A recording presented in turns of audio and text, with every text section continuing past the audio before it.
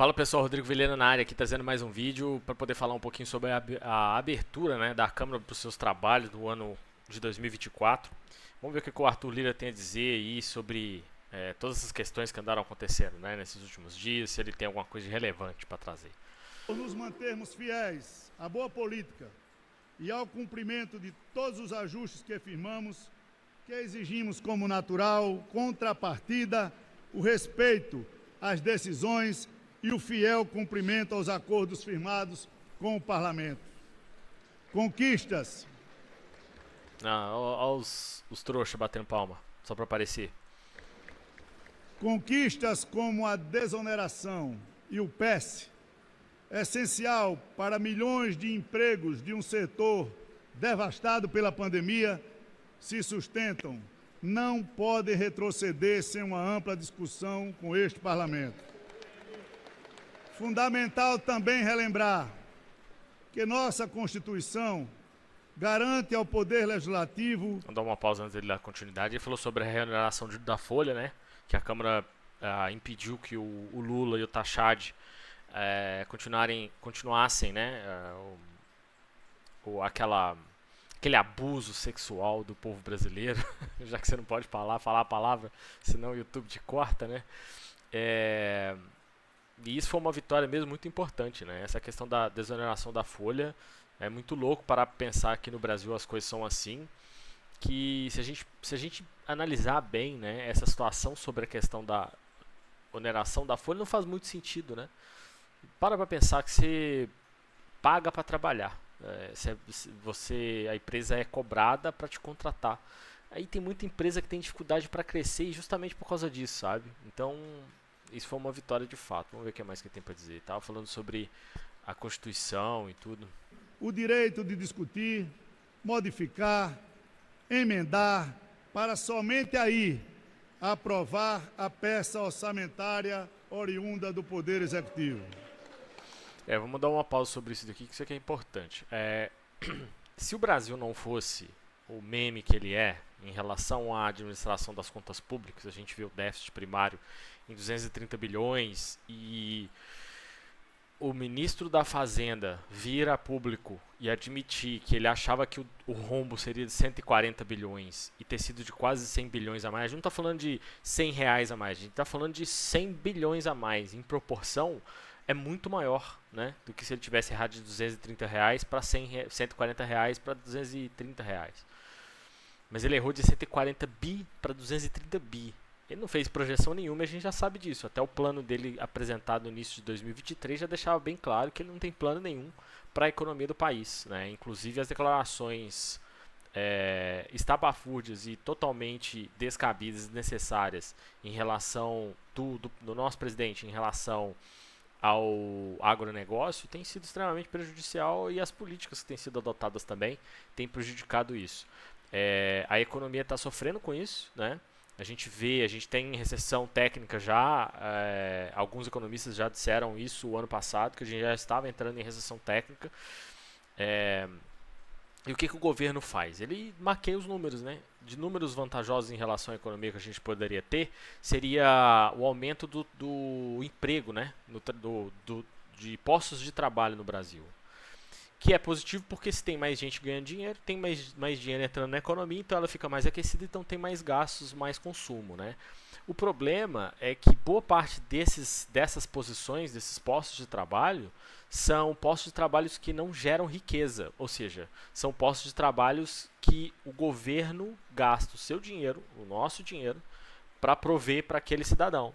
Então ele está tirando de um valor que poderia ser investimento para a economia, para poder gastar com esses empregos. Então, no fim das contas, é um saldo negativo. Muitos dessas posições de trabalho desses postos de trabalho que foram criados, né, no ano de 2023. Então, a parte do emprego é importante, tem uma parcela que foi uma parcela útil de geração de riqueza mesmo, ou seja, no quesito economia isso ajuda bastante, né? Claro, ajuda a população como um todo, afinal de contas não é bom a população estar desempregada, né? Ninguém merece passar por essas dificuldades do desemprego, mas não é tão positivo assim, né? E a gente tem problemas no agronegócio, que representativamente dentro do nosso mercado, 50% do nosso mercado é chamado de ISTA pelo nosso presidente, né, com aqueles termos ISTAs lá que o governo gosta de usar, e dificulta e onera cada vez mais o agronegócio brasileiro. E a gente teve uma das maiores empresas do setor pedindo recuperação judicial já no início desse ano, né, o que é extremamente perigoso para o Brasil. E aí é um problema, porque é um gasto que o Brasil precisa garantir. Muita gente não entende muito sobre essa questão de por que o governo dá dinheiro para uma empresa para que ela continue existindo, né? Isso talvez seja um assunto para um outro vídeo. Eu não vou entrar muito nesses detalhes, mas é uma questão de lógica e faz bastante sentido na questão econômica do país e estruturação, né, e manter os alicerces do país em funcionamento. Além dessa empresa do agronegócio, né, Elisa Agro, se eu não me engano o nome, que é uma das grandes, uma das maiores empresas do agronegócio nacional, pediu recuperação judicial, né, no início do ano. Além dela, a gente também teve o caso da Gol, a gente tem o caso da Cielo saindo da Bolsa de Valores. Então, toda vez que a empresa tem capital aberto em Bolsa de Valores e sai, diz muito sobre a saúde financeira daquela empresa, né? E no caso da Gol, já pediu recuperação judicial, já saiu da Bolsa também, o que é extremamente grave, né? O problema é que o governo vai colocar dinheiro nessas empresas agora para elas continuarem existindo, porque o mercado de aviação no país é pequeno, porque o Brasil cria muitas regras para os novos entrantes, empresas de fora que querem participar do mercado nacional, então afasta, né, esses investidores no mercado. Com isso, né, diminui a concorrência, então a qualidade do produto, do serviço prestado fica abaixo, né, fica aquém. E o outro problema que a gente tem é que o governo, ele teve, houveram aumentos, né, houve aumentos por parte do governo federal em relação a combustíveis de aeronaves, que as aeronaves comerciais utilizam, obviamente, né, e com isso elas tiveram mais gasto. Se elas tiveram mais gasto, o aumento da passagem aérea, né, é refletido nesse aumento. Então tem esse aumento refletido nas passagens aéreas. Além disso, a gente também tem a relação que, com toda essa confusão acontecendo, né, aí o governo coloca dinheiro na empresa, mas vai colocar dinheiro nela para quê? Se você está taxando ela e diminuindo a subsistência, a sobrevivência dessa empresa, né? Então, são decisões conflituosas, são decisões de uma pessoa que de fato não tem a menor noção do que está fazendo, economicamente falando, né, que é o Tachard. E, claro, é culpa do presidente porque escolheu o ministro, né? Não tem como falar que o cara que está abaixo dele, que foi escolhido por ele, está ali fazendo um monte de merda, um monte de cagada e não está funcionando nada, né? Mas vamos voltar para o vídeo aqui e vamos ver o que é mais que o Arthur Lira tem a dizer. Não fomos eleitos, nenhum de nós, para sermos carimbadores, para carimbar. Não é isso que o povo brasileiro espera de nós. Espera-se isso sim, independência e somatório de esforços, sempre a favor do nosso país. E isso é muito curioso que ele está falando, porque também não é responsabilidade do legislativo, né, na definição dos três poderes, como é no Brasil, como deveria ser, né, na definição que é, de fato, constituída no país, não deveria ser responsabilidade do legislativo controlar gastos do governo federal, né, do executivo. Por que eu estou falando isso? De não é dever controlar, é dever auditar. É diferente de controlar. Então, o executivo tem toda a liberdade de aplicar seus projetos, né, falar no que eles vão gastar e apresentar esses projetos com esses gastos.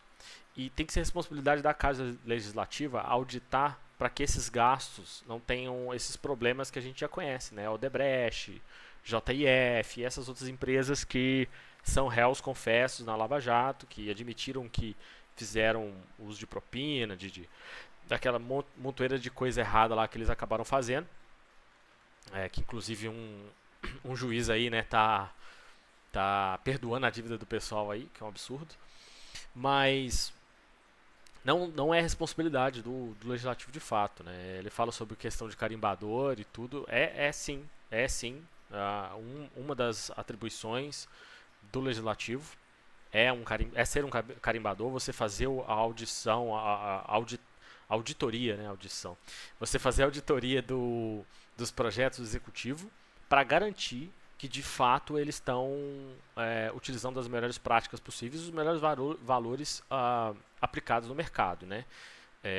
Além disso, evitar superfaturamento, um monte de outros problemas, para evitar escoamento de dinheiro do contribuinte, né? Nosso dinheiro. Além disso, eles também têm que legislar, eles têm que criar as leis, têm que verificar novas leis antigas e a Constituição, emenda constitucional e tudo mais, né? Projeto de lei e por assim vai. Existe essa questão do orçamento secreto e as emendas impositivas, esse monte de emendas parlamentares que existem, esse mundo de sujeira, de podridão que os nossos governantes aprenderam a fazer desde o início do ano 2000, né, dos anos 2000 aí, mais ou menos, que eles começaram a aplicar essa prática de propina dentro das câmaras para poder conseguir votos dos seus projetos. O que é um erro, né? Você vê que a corrupção, nesse sentido, é legalizada, mas é uma corrupção de fato, né? O nome está aí para isso, para dar nome aos bois, significado da palavra. E isso que ele está falando é mais porque tem um interesse da Câmara dos Deputados em relação a várias emendas constitucionais que o governo federal barrou, em torno de 5 ou 6 bilhões de reais mais ou menos. E essas emendas nada mais é do que uma distribuição para os parlamentares que concordam em receber esses valores, né? E esses valores devem ser redirecionados pelos parlamentares para obras, para coisas dentro do estado que eles representam lá na Câmara Federal, né? Então, por mais errado que isso seja, existe isso, né? E não tem justificativo para o governo federal barrar isso de fato. Existe, é uma prática utilizada, todo mundo sabe que existe, deveria ser ilegal, na minha opinião, deveria ser um ato de corrupção, mas não é, né? Quando o presidente faz uso dessa máquina para isso. Então, a briga dele aqui faz sentido. O orçamento da União pertence a todos e todas, e não apenas ao Executivo, porque se assim fosse, a Constituição não determinaria a necessária participação do Poder Legislativo em sua confecção e final aprovação. Isso é muito importante o que ele está falando, porque veja bem, isso é uma interpretação jurídica, né? Infelizmente, as nossas leis são interpretativas, não objetivas, eu venho falando isso em vários vídeos do canal. Isso que ele está falando faz sentido na interpretação e sempre foi interpretado assim, tanto é que não tem ilegalidade em tomar certas atitudes nesse sentido. Porém, a gente deveria ter uma ótica um pouco diferente da gente tomar cuidado com relação ao que ele acabou de falar, que é exatamente o que eu disse agora há pouco, sobre a questão de você legislar, de você auditar o valor e não interferir diretamente no que deve ser gasto esses valores, né? Não você ditar para onde vai esse dinheiro. O legislativo não tem essa competência, essa responsabilidade.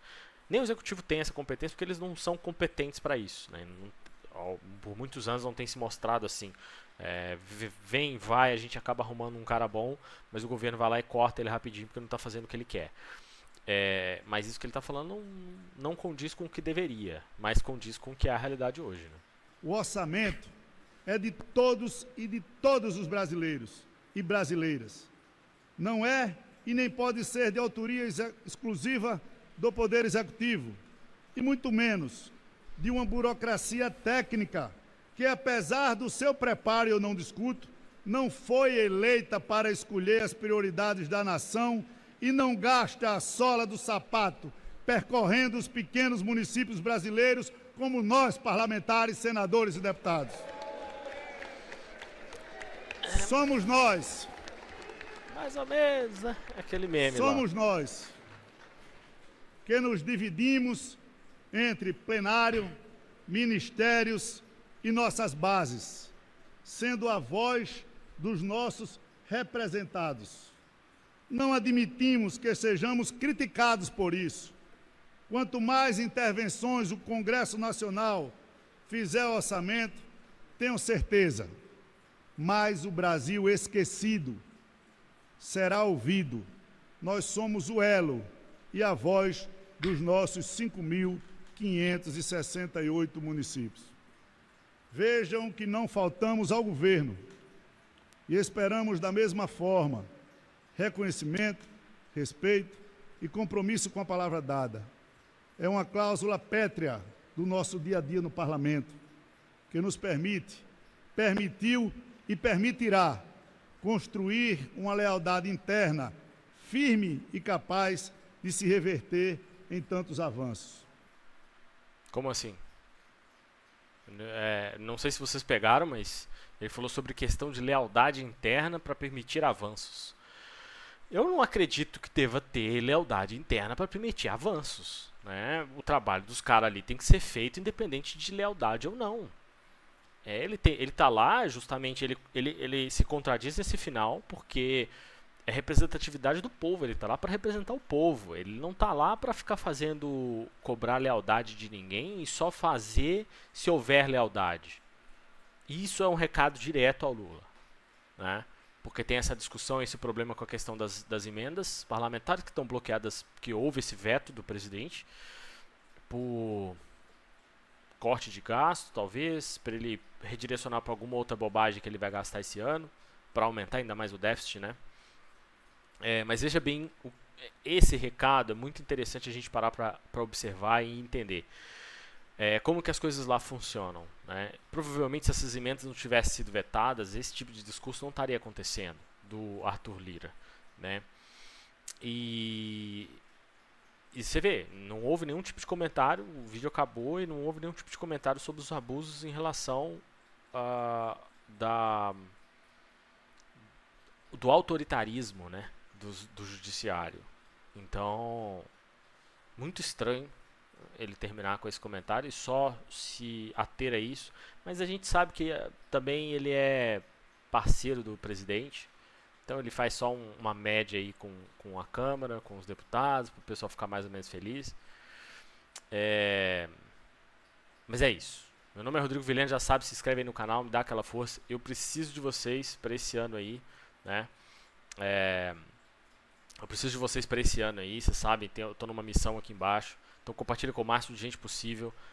Não tem problema se você não é da cidade, isso já me ajuda também, porque assim aumenta o engajamento, aumenta o alcance dos meus vídeos, e vamos fazer com que esse pessoal todo suma daí logo, e a gente vai começar desde esse ano, 2024, já escolhendo novas pessoas, novas cabeças para melhorar as nossas cidades, não é isso? Então é isso, tamo junto, brigadão, se inscreve aí.